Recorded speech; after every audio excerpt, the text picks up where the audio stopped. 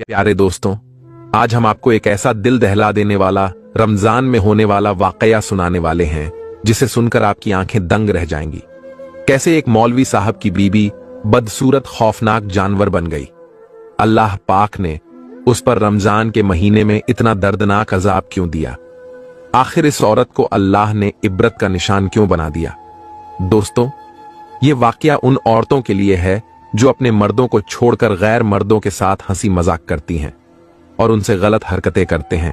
इसलिए इस वाकया को मुकम्मल समझने के लिए हमारे साथ आखिर तक जरूर रहिएगा। दोस्तों, आज की यह वीडियो एक ऐसी ही खातून के बारे में है जिसे सुनकर आपके रोंगटे खड़े हो जाएंगे। यह बांग्लादेश के शहर ढाका में पेश आया, जहां पर मुसलमान कसीर तादाद में रहते थे। उस गांव के एक मौलवी साहब थे जो बड़े ही नेक और दीनदार किस्म के थे। उनके होश संभालते ही उनके वालिद की वफात हो गई। उनके बाद 3 छोटे भाई बहन थे। उन्होंने सबसे पहले अपने बहन भाइयों को अपने पैरों पर खड़ा किया, उनकी शादियां करवाई। तमाम जिम्मेदारियों अपने भाई बहनों से फारिग के बाद जब उन्होंने खुद पर तवज्जो दी तो उनकी उम्र काफी हो चुकी थी।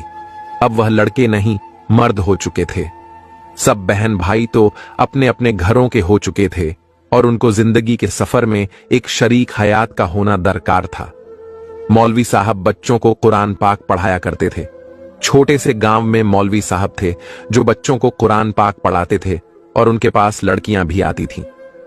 मौलवी साहब बहुत ही नेक किरदार आदमी थे। एक दफा उनके घर एक बूढ़ी अम्मा आई। कहा कि बेटा, मेरी जो बेटी है उसने अब तक कुरान नहीं पढ़ा। वह बचपन से ही लाडों में पली थी। बाप के गुजराने के बाद वह और निडर हो गई। उसने स्कूल की तालीम भी हासिल नहीं की, बस अपने सहेलियों में फिरती। उसको स्कूल से भी निकल दिया गया था। अब वह घर में रहती है। मैं चाहती हूं कि मेरे मरने से पहले वह कुरान पाक याद करें। आप उसे हिदायत दे सकते हो बेटा। यह सुनकर मौलवी साहब परेशान हो गए। उन्होंने बोला, अम्मा जी ठीक है, मैं आपकी बेटी को कुरान पाक पढ़ा दूंगा। आप परेशान ना हो, आज से ही बेटी को भेज देना। वह बेवा बुढ़िया बेटी के पास जाकर बोलती है कि तू दुनिया की पढ़ाई तो ना पढ़ सकी, दिन की पढ़ाई तो तुझे पढ़ना ही होगा।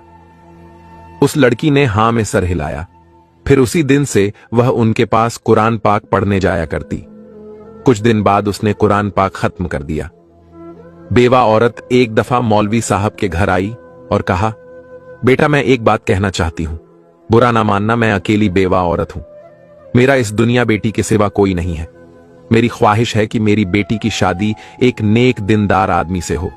मेरी बेटी से निकाह कर ले बेटा, तेरे भी तो जिम्मेदारी खत्म हो गई है। ये खातून नेक थी, सब गांव के लोग उसकी इज्जत किया करते थे। फिर यह बोलकर बुढ़िया रोने लगी। मौलवी साहब नेक इंसान थे, उन्होंने हां बोल दिया। गांव के लोग भी यही चाहते थे कि मौलवी साहब की अच्छी जिंदगी हो। आखिरकार उनकी भी शादी गांव की बुढ़िया की लड़की के साथ कर दी गई। मौलवी साहब के यहां किसी भी चीज की कोई कमी नहीं थी। उनके पास खुदा के फजल करम से सब कुछ मौजूद था। वह उसे रुखसत करके अपने घर साथ ले आए। वह लड़की अच्छी थी, दोनों अच्छे से जिंदगी गुजारने लगे। एक दिन बुढ़िया खातून का इंतकाल हो गया। अब वह लड़की मायके नहीं जाया करती थी क्योंकि उसकी मां ही थी जो उसे बुलाया करती थी। अब वह मौलवी साहब के घर रहती। चंद रोज बाद मौलवी साहब ने नोटिस किया कि उनकी बीवी बिला वजह ही सजी संवरी रहती है। हर वक्त चेहरे पर मेकअप किए हुए वह खुद को संवारने में लगी रहती है, जबकि घर का यूं ही हाल बुरा होता है। सारा सामान यहां वहां बिखरा पड़ा रहता है, मगर वह वक्त पर कोई भी काम नहीं करती, बल्कि मौलवी साहब के घर आने से पहले खुद को सजा संवार कर रखा करती है। एक रोज मौलवी साहब ने घर में कदम रखा तो देखा घर का सारा सामान इधर उधर बिखरा पड़ा हुआ था, जैसे कि सुबह के वक्त था। उन्होंने बीवी को एक नजर देखा जो अभी अभी कमरे से सच संवर कर बाहर निकली थी। मौलवी साहब उससे कहने लगे, तुम मेरे लिए सजना संवरना अब बंद कर दो। मैं सादगी का कायल हूं, तुम मुझे सादगी में ज्यादा अच्छी लगती हो। उन्होंने इंतहा नर्म लहजे में अपनी बीवी को यह बात समझाई ताकि उसकी दिल आजारी भी ना हो और वह समझ भी जाए। अगले ही रोज जब वह अपने घर वापस आए तो उनकी बीवी एक बार फिर से सच संवर कर बैठी हुई थी। उन्होंने नोटिस किया कि उनकी बीवी बस दुनियावी कामों और सजने संवरने पर ध्यान देती है। आज तक उन्होंने अपनी बीवी को कभी भी कुरान मजीद की तिलावत करते हुए नहीं देखा था और ना ही कभी नमाज पढ़ते हुए देखा था। मौलवी साहब इंतहा नर्म तबीयत के मालिक थे। अपनी बीवी से कहने लगे, तुम इबादत भी किया करो और यही औरत का जेवर होता है, यही आखिरत में काम आने वाली चीज है। मगर उनकी बीवी एक कान से सुनकर दूसरे कान से बात को निकाल देती। यह देखकर मौलवी साहब का दिल बहुत दुखी होता।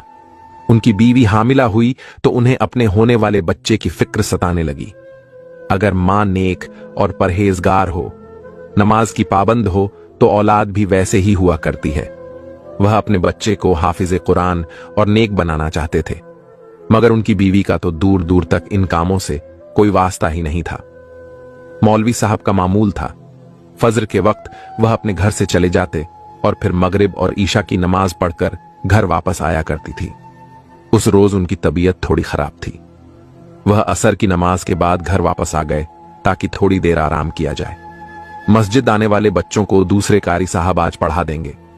यही सोचते हुए बोझल कदमों के साथ वह घर की जानिब चले आए तो घर के दरवाजे पर पहुंचे तो देखा घर का दरवाजा खुला हुआ था। उन्हें यह बात बड़ी अजीब सी लगी। वह तो खास ताकीद किया करते थे, दरवाजे को हमेशा बंद रखा करो, मगर आखिर दरवाजा तो खुला हुआ है। खैर, वह एक गहरी सांस भर के घर में दाखिल हुए तो जो मंजर उन्हें दिखाई दिया वह देखकर उनके पैरों के नीचे से जमीन निकल चुकी थी। उनकी बीवी, जिसे वह इंतहा नेक और पाक किरदार समझते थे, उनके घर में गांव के एक गैर लड़के के साथ गुलछर्रे उड़ा रही थी, उसके साथ गलत संबंध बना रही थी। उन्होंने जब यह मंजर अपनी आंखों से देखा, वह आग बगुला हो गए। वह लड़का तो वहां से भाग निकला, जबकि मौलवी साहब अपनी बीवी को कड़ी नजरों से देखने लगे। उनके दिल पर शदीद चोट लगी थी। वह बीवी के पास आए, एक जोरदार थप्पड़ मारकर बोले, तुमने मेरे एतबार, मेरी मोहब्बत का यह नतीजा दिया है। तुम जैसी औरतें तो जहन्नम का ईंधन हुआ करती हैं, जो अपने शौहर की अमानत में खयानत करती हैं। मैं तुमको किसी भी सूरत में अपनी बीवी नहीं बनाता।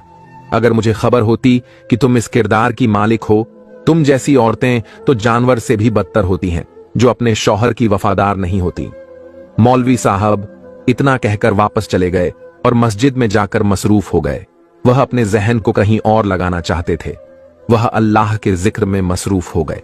वहीं उस लड़के ने पूरे गांव में यह बात फैला दी कि मौलवी साहब की बीवी बड़ी बद किरदार है।